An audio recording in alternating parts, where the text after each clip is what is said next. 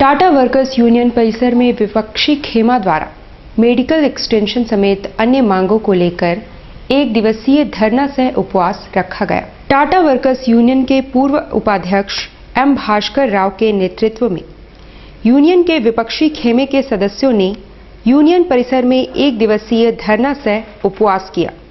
संस्थापक दिवस पर चेयरमैन सहित अन्य पदाधिकारियों के नगर आगमन से पूर्व इस धरने को काफी अहम माना जा रहा है। कर्मचारी मेडिकल सेवा विस्तार में फेरबदल का वे विरोध कर रहे थे। अवकाश प्राप्ति के बाद मेडिकल एक्सटेंशन को पूर्व की भांति लागू करने की मांग करते हुए उन्होंने आर रवि प्रसाद की अगुवाई वाले यूनियन को सुस्त बताते हुए जागो यूनियन जागो का नारा वाले कटआउट भी प्रदर्शित किया। उपवास में बैठने वालों में आर के सिंह, भोला सिंह, बी के चौधरी, अब्दुल कादिर, एसएन शर्मा, करम अली खान, ए आदि नारायण, सरोज कुमार व अन्य शामिल थे। देखिए 3 महीना से हम लोग ऐसा कोई दिन नहीं होगा जो कि अध्यक्ष और महामंत्री और डिप्टी प्रेसिडेंट से बात नहीं किया। हम लोग लगातार बात कर रहे हैं, लगातार आश्वासन मिल रहा है कि किस बात की बात है कि हम लोग का जो मेडिकल एक्सटेंशन का परव्यू चेंज हुआ है वो चेंज को एज इट इज पहले जैसा यथावश रहने का डर का भय बैठ गया कि मुझे मिलेगा या नहीं मिलेगा, जो कि ये वर्षों से मतलब नहीं भी तो 1972 से चले आ रहा एक जीआरडी जी का ये हम लोग को मिला गया गिफ्ट है ना, जो रिटायर हो रहा है उसको 15-20 लाख रुपया नुकसान हो रहा है। नेतृत्व दे रहे हैं तो यूनियन का नेतृत्व का जो ढोलमुल रवैया है स्पष्ट होना चाहिए। इसके ऊपर मेडिकल एक्सटेंशन के ऊपर जो पहले से जारी है प्रक्रिया, जिस तरह से वो प्रक्रिया जारी रहना चाहिए। इस सांकेतिक धरना के ऊपर तो ये मजबूरी हुआ है। जनरल सेक्रेटरी से टाइम लिया था, ठीक है, जनरल सेक्रेटरी ने 10 दिन का वक्त लिया था, बाद में वो मुकर गए। तो प्रेसिडेंट से हम लोग बोले तो बोलता कि नहीं आप समय नहीं दे सकते, कभी भी हो सकता है। तो ये मजबूरी हो गया हम लोग का बैठना। जब हम लोग का लीडरशिप इतना वीक हो गया, वो इस तरह का बात करेगा तो हम लोगों को फिर एक्शन लेने की मजबूरी है हम लोग का। कल एक अज्ञात इंडिगो वाहन से ठोकर के बाद महिला की मौत हो गई थी। रविवार को महिला के परिजन और बस्ती के लोगों ने विरोध में स्टेशन चौक को जाम कर दिया। मालूम हो कि शनिवार की सुबह स्टेशन चौक के पास सड़क पार करने के क्रम में बागबेड़ा लाइन नंबर 6 की रहने वाली हेमा देवी नामक महिला को तेज रफ्तार कार ने ठोकर मार दिया था। हेमा देवी की एमजीएम में इलाज के क्रम में मौत हो गई। रविवार को मृतका के परिजन और बस्ती वासियों ने स्टेशन चौक को अवरुद्ध करते हुए कार चालक की गिरफ्तारी और मुआवजे की मांग की। प्रशासन द्वारा समझाने पर भी वे टस से मस नहीं हुए। बाद में वज्र वाहन भी बुला लिया गया। जानकारी पूरा फुल चाहिए, हमको गाड़ी का पता चाहिए अभी तक। सर मेन मुख्य मुद्दा ये है कि यहाँ से लेकर के आदित्यपुर का बीच में जब दुर्घटना हुआ है तो इंडिगो का हमारे पास 76-56 नंबर पता है। यहाँ से आदित्यपुर के बीच में कम से कम 10 से 15 सीसीटीवी कैमरे लगे हुए हैं। अभी तक प्रशासन एक भी फुटेज कैमरा चेक नहीं किया है। उसको एक भी मैंने गाड़ी का लोग उस समय के अंतराल में कितना इंडिगो का उस सीरीज का गया है, इसका क्या निकाले हैं वो रिपोर्ट अभी तक कुछ नहीं निकाले। वो केवल बोल रहे हैं हम चेक कर रहे हैं। 2 घंटा कल से लेकर के आज तक इतना समय बीत गया। अभी जाम कब तक जाम रखेंगे आप लोग? अभी जाम अब जाम तब तक चलेगा सर जब तक कि गाड़ी हमें नहीं मिलेगी।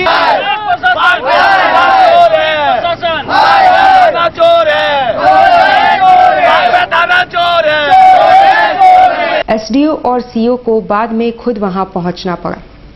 उन्होंने लोगों से वस्तु स्थिति की जानकारी ली और कार्रवाई के आश्वासन के बाद जाम हटाया गया। के लिए उचित व्यवस्था होना चाहिए, रोजगार, जिससे कि इन लोगों का भविष्य चल सके। घर का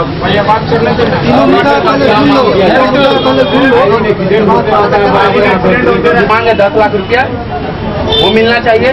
दूसरा है कि जो गाड़ी मारा है धक्का, वो गाड़ी पकड़ाना चाहिए।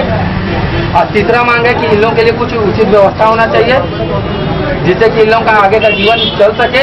क्योंकि घर में माँ बाप और ये थे था जिसके, और वो माँ तो मर चुकी है, जो घर का जो पालन पोषण करती थी, पापा वृद्ध है और बीमार है, तो इसका जीविका नहीं चलेगा। सिद्धगोवा टाउन हॉल में तेली समाज द्वारा 43वां राजिमा महोत्सव मनाया गया। सिद्धगोवा टाउन हॉल में आयोजित तेली समाज के 43वें राजिमा महोत्सव में मुख्यमंत्री रघुवर दास ने समाज को हर संभव मदद का आश्वासन दिया। साथ ही उन्होंने बेटी बचाओ बेटी पढ़ाओ का नारा भी दिया। अपने संबोधन में सीएम ने 3 लाख सहायता राशि के अलावा अगले वर्ष से महोत्सव को 2 दिवसीय करने की घोषणा की है। समाज में सामाजिक काम बहुत कठिन काम है और उस कठिन काम को तेली समाज, साहू समाज के जो हमारे कर्णधार हैं, कृष्णा जी, गंगा जी और जो पूरी इनकी टीम लगातार इस राजीव माता के उत्सव के अवसर पर इस तरह के आयोजन कर समाज को संगठित कर एक जगह एकत्रित करने का काम जो वर्षों से इन लोग के द्वारा हो रही है, तो मैं तमाम समाज के अध्यक्ष सहित पूरी टीम को साधुवाद और धन्यवाद देना चाहता हूं। समाज में काफी विसंगतियां, समाज में काफी विकृतियां भी हैं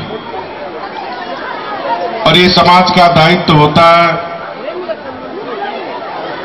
कि जो समाज में विकृतियां हैं, जो कमियां हैं, हम मिलकर बैठकर कैसे जो समाज में बुराइयां, उस बुराइयां को हम समाप्त करें। जैसा कि गंगा जी ने भी बताया कि हम लोग जो समाज के जो गरीब तबके के लोग हैं, चाहे वो शिक्षा हो, चाहे स्वास्थ्य हो, उसकी चिंता समाज करती है। मैं भी इसका पक्षधर हूं, क्योंकि हम और आप इस मुकाम तक जो पहुंचे हैं समाज के बल पर। बिरसा नगर बागुन हातू मोहरदा जलापूर्ति योजना के लिए रविवार को MOU किया गया। साथ ही चाकुलिया जलापूर्ति योजना का उद्घाटन भी किया गया। नगर विकास विभाग द्वारा रविवार को मोहरदा जलापूर्ति योजना के लिए जुस्को के साथ MOU किया गया। इस मौके पर मुख्यमंत्री रघुवर दास के अलावा मंत्री CP सिंह, विधायक कुणाल सारंगी, पेयजल स्वच्छता विभाग के सचिव के अलावा अन्य अधिकारी मौजूद थे। इस मौके पर चाकुलिया जलापूर्ति योजना का ऑनलाइन उद्घाटन भी किया गया।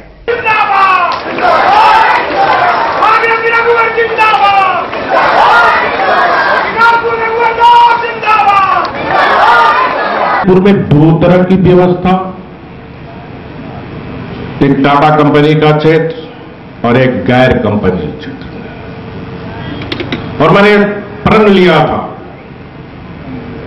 कि अगर मैं विधायक बना तो जमशेदपुर में 2 तरह की व्यवस्था को समाप्त करने का भरपूर प्रयास करूंगा।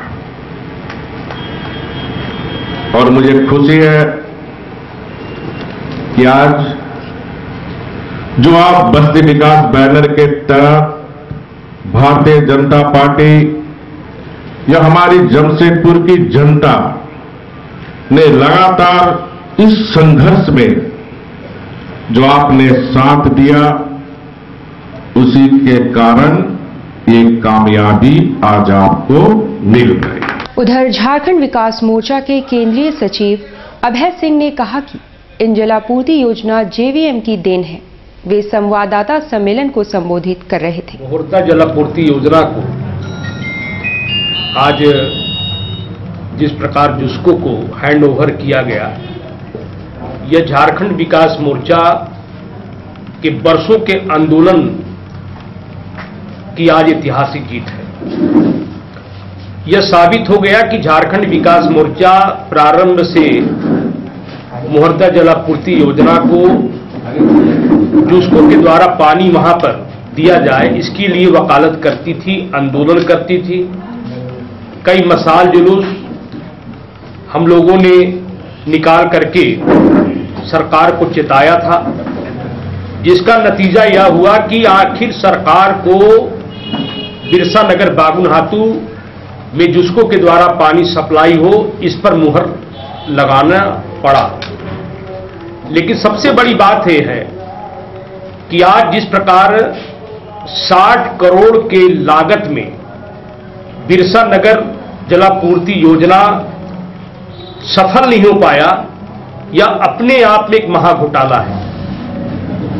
क्योंकि 12 वर्ष में झारखंड की सरकार, रघुवर जी स्वयं थे 12 वर्ष अपने क्षेत्र के प्रतिनिधि के रूप में यहां पर, और इन 12 वर्ष में उनके द्वारा कोई ऐसा प्रयास नहीं हो पाया कि जो जलापूर्ति योजना सफल हो जाए।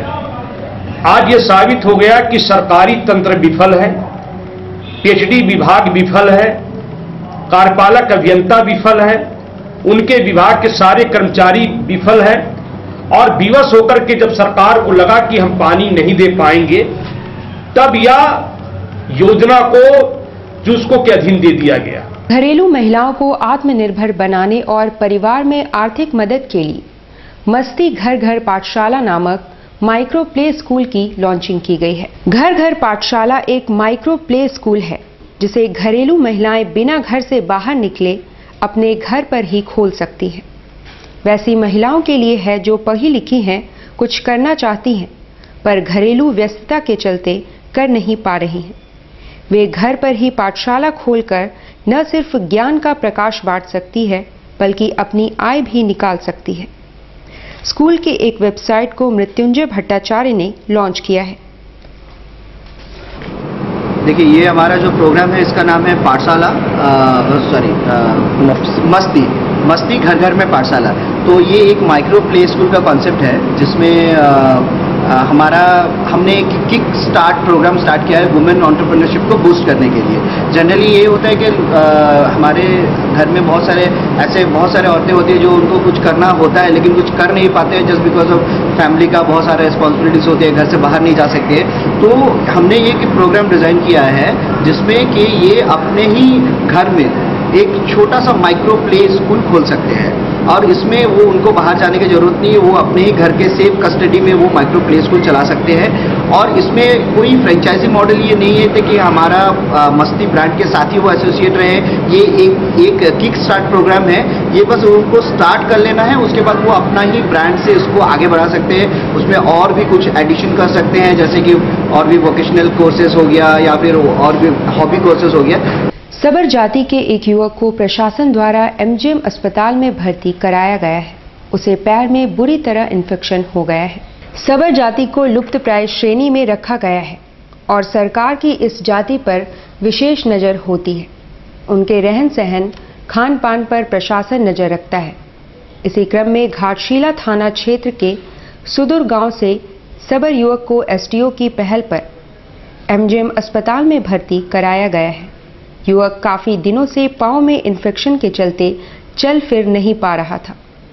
हालांकि भाषाई परेशानी के कारण वो कुछ स्पष्ट बता पाने में असमर्थ है, मगर इतना तो तय है कि अब उसे इलाज के बाद पांव में तकलीफ से निजात मिलेगी।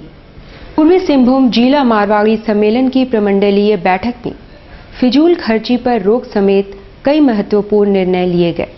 साक्षी अग्रसेन भवन में रविवार को पूर्वी सिंहभूम जिला मारवाड़ी सम्मेलन की प्रमंडलीय बैठक में कई प्रस्तावों पर चर्चा हुई, जिसमें राजनीति सहभागिता, संस्कृति और धरोहर की रक्षा, शादी ब्याह एवं अन्य समारोहों में फिजूल खर्च से बचना समेत अन्य प्रमुख है। बच्चों की शिक्षा पर भी विशेष तौर पर जोर दिया गया।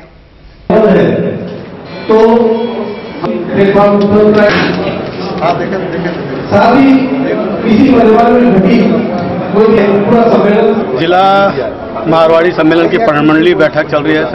प्रमंडलीय बैठक श्री अग्रसेन भवन में हो रही है और इस बैठक का उद्देश्य यह है कि मारवाड़ी समाज का संगठन किस प्रकार मजबूत हो, साथ ही मारवाड़ी समाज में जो वैवाहिक समय पर आयोजन में फिजूल खर्ची होती है उसको किस प्रकार नियंत्रण किया जाए, समाज के बच्चों को किस प्रकार समाज से जोड़ा जाए और समाज जो आधुनिकता के दौर में है अपनी सभ्यता और संस्कृति को किस प्रकार लेकर चले, इस पर हम लोग के विचार विमर्श हेतु एक परमंडली बैठक की जा रही है। ये नियम लागू किए जा रहे हैं, पारित किए जा रहे हैं कि जो भी रोड पर नाच गान होता है उस पर बंद किया जाए, शादी विवाह समारोह महिलाओं का।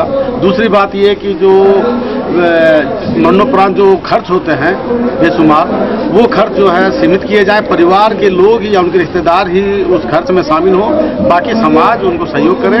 और फिजूल खर्ची 11 दिन की जो बैठकी होती है वो बैठक 4 दिन की